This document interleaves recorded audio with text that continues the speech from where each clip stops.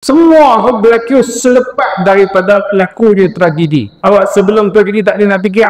Itu pun masalah. Nak kena tunggu aksiden, abang nak buruh lampu. Nak kena temu aksiden, bapak turak jalan lagi lah. Penumpang belajar kursi sebilangan besarnya. Allah Ta'ala takdirkan nak. Dah sampai masa bas itu terbatas, kita pun kan nak ulah berita di situ. Tapi yang kita nak ambil kaitannya dengan ayat ini dah sampai masa. Dalam ramai-ramai penumpang, semua pelajar bus. Awak dalam tu tak ada penumpang lain. Ada penumpang lain. Tetapi Allah Ta'ala tak takdirkan yang penumpang yang lain serta pemandu yang dikatakan bawa laju memotong diselekoh sehingga sampai terbalik waktu dan sebagainya, tidak meninggal patah tangan.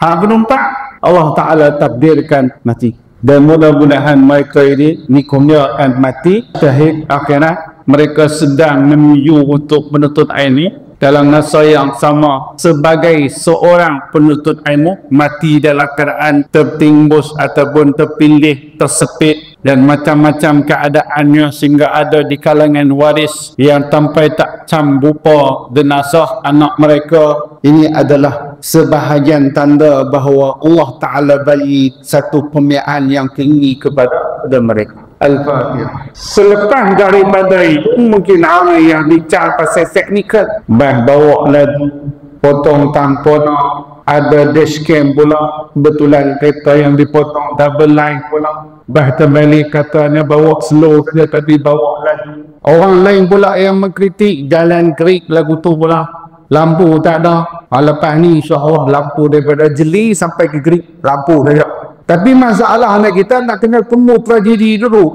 baru nak ubah. Kita jenis perangai kita tu, daripada dulu sampai lah nak kena tunggu aksiden, abang nak buruh lampu. Nak kena temu aksiden, baru nak turak jalan lagi lah. Nak temu aksiden, baru puspapam pun nak tadi, nak kena cek 6 bulan sehari, 2 bulan sehari, nak kena cek kesihatan pemandu. Semua tu nak kena cek apa semua, kena jimaneh tak boleh bawa tahan lah. Contoh semua tu berlaku selepas daripada lakunya tragedi. Awak sebelum tragedi tak tengah fikir. Itu pun masalah.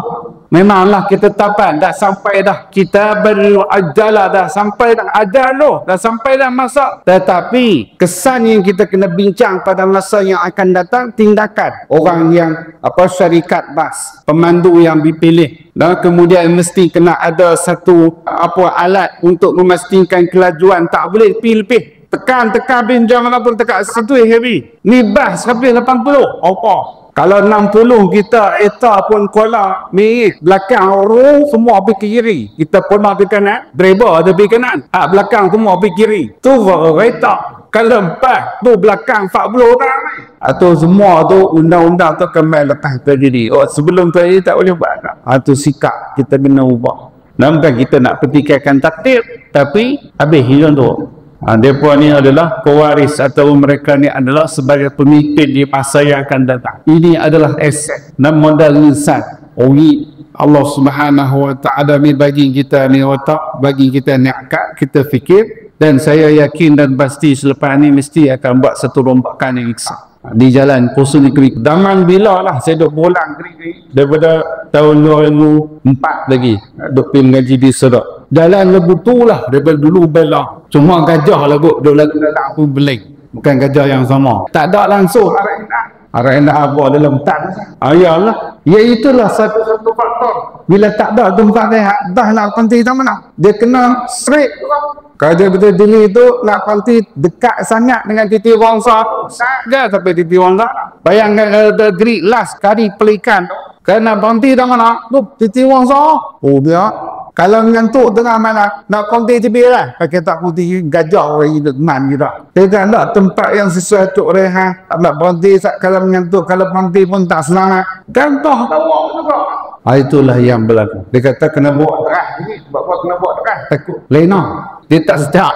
Dia buat terah tu dalam keadaan mengantuk. Kita pun tidak tak lena. Itu semua dah suratan, dan inilah yang termasuk di dalam ilmu Allah Subhanahu Wa Ta'ala. Itu kaitan je lah yang kita boleh ambil sedikit manfaat daripada ayat suci Al-Quran Al-Karim.